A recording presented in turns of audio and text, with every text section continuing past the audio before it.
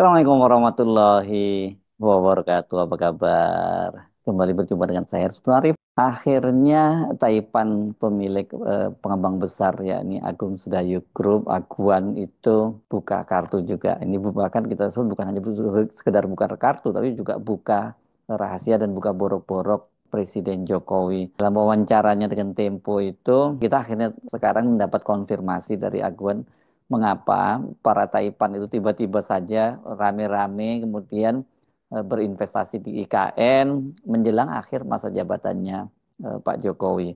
Padahal sebelumnya kan disebutkan bahwa belum ada satu investor pun yang masuk ke sana. Nah, sekarang ini Aguan akhirnya buka suara bahwa mereka rame-rame groundbreaking di IKN itu bukan karena mereka tertarik untuk berinvestasi di sana atau mereka tahu bahwa itu akan menjadi investasi yang menjanjikan, bukan, tapi karena itu perintah dari Presiden Jokowi pada waktu itu dan kata Aguan mereka itu harus menjaga jangan sampai Presiden Jokowi itu kehilangan muka. Itu perintah, kami harus menyelamatkan wajah Presiden, kata Aguan sambil terbahak ketika dia wawancara dengan majalah Tempo. Dari pernyataan Aguan ini saja sebenarnya kita tahu apa yang sekarang terjadi ini. Bagaimana konstelasi politik di Indonesia dan bagaimana posisi para Taipan ini. Karena sekarang ini para Taipan atau sering disebut sebagai oligarki itu sekarang ini perannya sangat menentukan dalam kancah politik di Indonesia ini. Saya melihatnya setidaknya itu menyiratkan dua hal. Pertama, Jokowi itu sudah selesai lah, dia sudah ditinggalkan oleh oligarki. Yang kedua, ini mulai terjadi perubahan konfigurasi politik setelah Pramono dan Rano Karno itu memenangkan Pilkada Jakarta. Bagaimanapun juga kan sumber ekonomi terbesar itu ada di Jakarta. Walaupun Jokowi jagoan-jagoannya menang di Pilkada Jawa Tengah, di Pilkada Jawa Timur dan sebagainya, tapi kalau di mata para Taipan ini jelas nggak ada apa-apanya dibandingkan dengan Jakarta.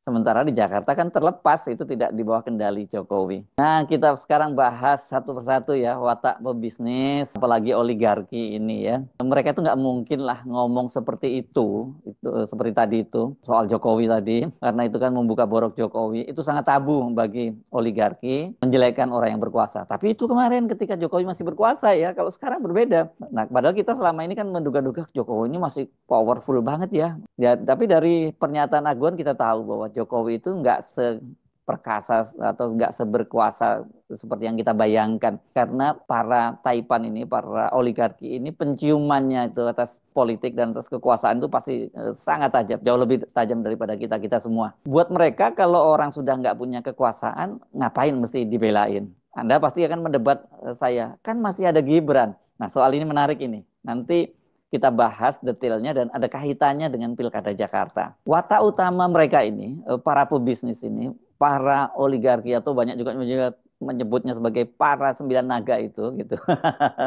Mereka itu pasti akan merapat pada kekuasaan. Sudah bukan rahasia lagi kan bisnis di Indonesia itu lekat dengan kekuasaan. Perizinan-perizinan seperti Pantai Indah Kapuk, terus yang jadi PSN dan sebagainya itu kan karena mereka punya akses dengan kekuasaan, bukan hanya akses tapi dekat dengan kekuasaan. Dalam kasus tadi investasi di IKN yang disebut oleh Aguan untuk menyelamatkan wajah Jokowi itu kan mereka kemudian mendapat barter ya, tidak gratisan itu, yakni kalau Pantai Indah Kapuk 2 mendapat dapat status sebagai PSN, begitu juga dengan Sinarmas. Sinarmas lebih duluan ini malah karena mereka ini kan sudah menempatkan orang-orangnya di lingkungan Pak Jokowi. Ada yang jadi duta besar, kemudian diangkat menjadi One Team Press, dan kemudian kalau untuk IKN ini kan wakil kepala otorita dari IKN, yakni Doni Rahayu itu adalah dia merupakan eksekutif puncak di Sinarmas Group. Jadi para oligarki ini pada dasarnya mereka itu secara nature-nya ya mereka itu akan selalu mendukung siapapun yang sedang berkuasa. Tapi begitu mereka nggak berkuasa ya langsung ditinggalkan.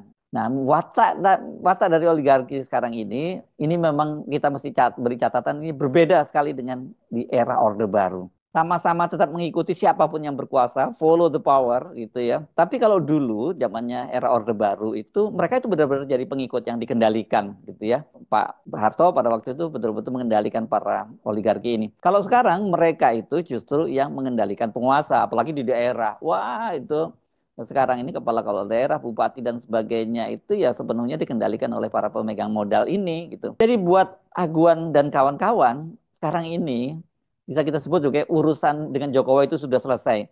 Kalau kemudian dia sudah ditinggalkan oleh pemilik modal, ya makanya saya sebut Jokowi juga selesai. Kenapa? Karena kan rumusnya sederhana saja di Indonesia ini siapa yang berkuasa.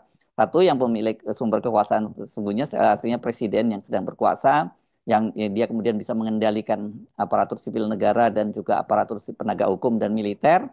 Yang kedua mereka yang punya duit gitu ya.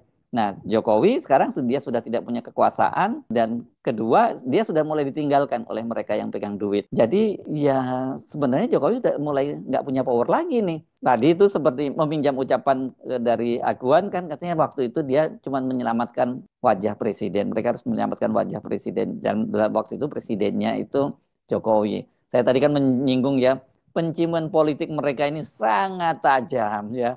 Bahkan kalau ini untuk level-level pilpres, mereka juga tahu siapa yang akan jadi pemenang dan sebagainya, karena mereka pasti juga punya instrumen survei-survei gitu. Dan bahkan mereka ini kan tahu siapa yang akan jadi Panglima TNI, siapa yang jadi Kapolri, siapa yang jadi Pangdam, siapa jadi Kapolda. Ini mereka tahu semua. Jadi langkah-langkah mereka itu dituntun oleh pemahaman mereka tentang peta politik dan konfigurasi kekuasaan di Indonesia. Sekali lagi, Aguan itu nggak akan bicara seperti itu, apalagi kepada media yang sekarang ini jadi viral banget, kalau Jokowi itu masih berkuasa gitu ya. Karena orang sekarang menduga-duga Jokowi ini walaupun dia sudah tidak jadi presiden masih berkuasa. Ya, nggak salah juga penilaian itu karena dia bisa menempatkan orang-orangnya di kabinet. Kemudian kemarin cawe-cawenya di pilkada itu masih terhitung sukses, yang gagal ya di Jakarta gitu ya. Sekarang watak yang kedua dari para oligarki ini orientasinya mereka ini adalah ya mereka benar-benar the real homo economicus gitu ya. Mereka itu betul-betul orientasinya ya ekonomi. Mereka tahu di mana sumber uang berada gitu ya. Jadi mereka juga akan deal-deal dengan mereka yang memegang kekuasaan di mana sumber keuangan itu ada. Dalam konteks Indonesia ini jelas sumber uang terbesar itu ada di Jakarta dan sekitarnya. Nah, sekarang ini dengan putusan dari KPU yang menyatakan bahwa pasangan Pramono Rano itu menang satu putaran, ini walaupun Ridho itu masih mau menggugat ke Mahkamah Konstitusi, rasanya Mahkamah Konstitusi nggak mungkin main-main lagi seperti di era Jokowi itu. Mereka nggak mungkin berani atau kalau bukan nggak berani, kapok lah terus diperalat dengan penguasa. Kalau Jokowi yang cawe-cawe mereka pasti nggak mau dan sementara Prabowo saya kira mereka tidak akan seperti itu. Karena Prabowo juga pasti punya kalkulasi sendiri dengan Pramono. Nanti kita juga bicarakan gitu ya. Nah, karena itu sekarang ini Jakarta sudah dipastikan lepas dari kendali Jokowi setelah pasangan Pramono Rano yang diusung oleh PDIP plus Anies, itu mesti kita beri catatan seperti itu yang jadi pemenang. Jokowi boleh mengalahkan Megawati di Jawa Tengah terutama ya. Tapi untuk Jakarta tidak. Dan Jokowi dengan Megawati itu sekarang ini kan sudah jadi musuh bebuyutan, sudah N. Dan seperti dikatakan oleh Hasto, mereka itu sudah dipecat sebagai kader PDIP. Bukan hanya Jokowi, tapi Gibran dan juga Bobi Nasution gitu. Padahal ini kan jelas ya, sumber keuangan itu ada di Jakarta. Ya, jadi para Taipan tuh pasti tahu bahwa untuk deal-deal bisnis itu sekarang di Jakarta ya harus dealnya dengan Pramono dan Rano, CQ, PDIP. Beda kalau Ridho dan Susono yang menang dan kemudian Jakarta sesuai dengan Undang-Undang DKJ itu menjadi kawasan aglomerasi Jabodetabek Jur. Nah, ini susahnya punya Jakarta, Bogor, Depok, Tangerang, Bekasi dan Cianjur itu jadi aglomerasi. Itu kalau Ridho itu yang terpilih, maka Jokowi masih bisa cawe-cawe. Ini melalui Gibran ya. Walaupun nggak sepenuhnya lagi karena berdasarkan Undang-Undang DKJ itu yang menentukan siapa yang akan menjadi penanggung jawab dan pengelola aglomerasi itu diserahkan nanti kepada Presiden dalam hal ini Presiden Prabowo, bukan Wakil Presiden seperti dalam rancangan Undang-Undang DKJ yang digodok di era Jokowi. Jadi dari sejak pembentukan undang-undang saja kan Jokowi sudah mulai lepas itu pengaruhnya. Kalau tadinya kan rancangannya itu bahwa yang menjadi penanggung jawab aglomerasi di Jabodetabek Jur itu adalah wakil presiden, tapi kemudian Balek DPR memutuskan itu diserahkan kepada presiden dalam hal ini tentu saja Presiden Prabowo. Nah untuk Jakarta ini perlu dicatat selain proyek-proyek yang sangat besar di Jakarta nanti Giant Sea Wall atau apapun bahkan termasuk juga sekarang ini yang sedang digarap oleh Aguan yakni Pantai Indah Kapuk 2 ini kan ada di kawasan Jakarta dan kawasan Banten gitu ya di perbatasan seperti itu sekarang nggak bisa ngedealnya tidak lagi ke Gibran atau ke Jokowi gitu ya Selain itu perlu dicatat, Aguan dan kawan-kawan ini sesungguhnya, nah ini orang mungkin udah banyak yang lupa, mereka ini punya harta terpendam di pantai utara Jakarta, yakni pulau-pulau reklamasi yang pembangunannya sempat terhenti di era Anies pada waktu dia menjadi gubernur.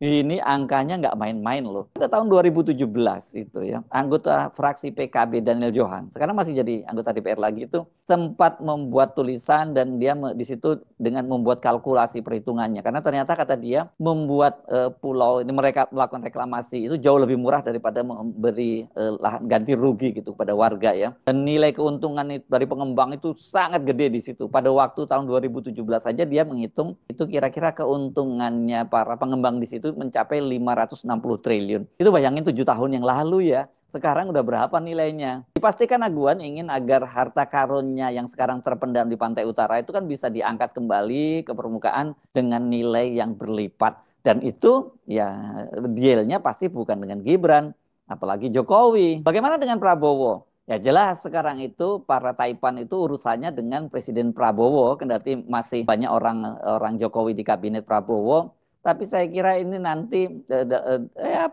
soal waktu saja pasti akan banyak ini digeser kan. Sekarang ini apalagi kan banyak sekali orang-orang Jokowi yang dititipkan di kabinet itu utusan khusus, wamen dan menteri dan sebagainya banyak yang under capacity gitu ya.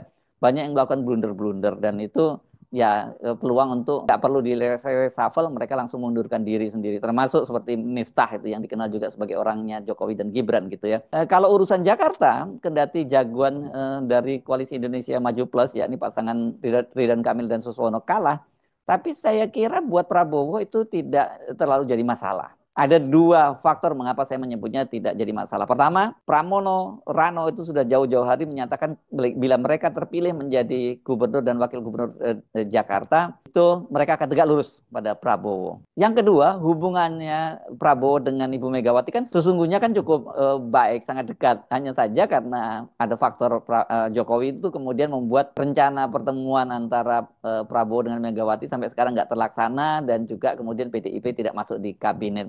Tapi begitu Jokowi bisa disingkirkan dari kekuasaan dan pengaruhnya sudah mulai dikikis, habis saya kira Pak Prabowo ini pasti membutuhkan dukungan dari PDIP. Kalau toh nggak masuk, tapi PDIP seperti yang dijanjikan oleh Pramono dan Rano itu tidak akan mengganjal kebijakan-kebijakan presiden di Jakarta. Dengan kalkulasi seperti itu, pernyataan atau sinyal oligarki yang disampaikan oleh Aguan, ya kita bisa menyebutnya mereka ini sekarang sudah meninggalkan Jokowi. Dan itu berarti akan diikuti langkah-langkah politik yang akan segera bisa kita saksikan. Ingat sekarang rumusnya itu di Indonesia itu kan untuk berkuasa dia punya sumber kekuasaan resmi, kedua dia punya uang. Tapi kalau kita pilih mana yang paling kuat antara kekuasaan resmi dan uang itu lebih menentukan. Karena itu kita banyak sekali melihat bagaimana aparat penegak hukum, kemudian juga aparatur sipil negara dengan mudah diatur-atur oleh para taipan pengembang pemilik modal itu. Jadi ini menarik ya, dari pernyataan Aguan ini kita bisa membaca peta politik Indonesia dan juga kita bisa mulai membaca bahwa ya Jokowi secara perlahan tapi pasti ini kuasaannya satu-satu mulai dipreteli.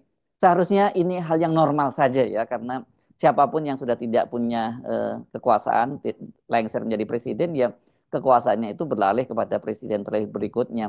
Tapi kan Jokowi ini lain, dia masih ingin terus berkuasa dan masih ingin terus cawe-cawe. Tapi namanya manusia kan pasti dia juga punya keterbatasan dan hukum alam itu juga bicara bahwa semuanya itu ada batasnya. Sampai jumpa lagi. Assalamualaikum warahmatullahi wabarakatuh.